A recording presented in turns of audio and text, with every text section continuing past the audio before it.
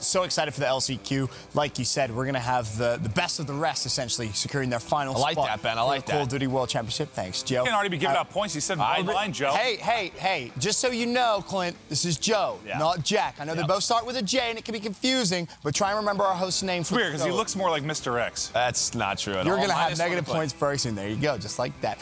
For me, though, in reality, I'm looking for one team and one team only, and it's going to be Ghost Gaming. This is a team that, throughout the year, have actually put up some fantastic results against some of the top teams, and as well as that, maybe some of the other contenders. And I think it would be a very big shock if they weren't actually able to get to the Call of Duty World Championship. And I think you look at the qualification process, it's simple, right? You just need to win 2 matches and you're in. Something Ghost Gaming should definitely be able to do.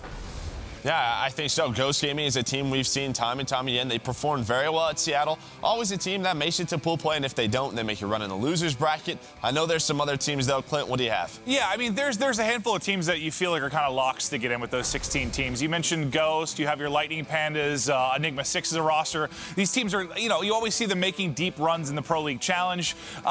When you think about teams that have actually gotten to the top 8, what Lightning Pandas did all the way back at Birmingham. Ghost, I believe, did it at Seattle. Maybe roster's a little bit different in some of these stages, but there are teams that have done it. I guess my biggest issue here, Ben, I'm excited to see what 16 teams come out, but if you look historically at champs, typically there aren't really teams that make a deep run when you talk about the amateur teams coming in, especially now. Think about it. Our Pro League is more competitive than ever. It's longer than ever. There's more matches than ever. These teams are playing each other so much at a high level.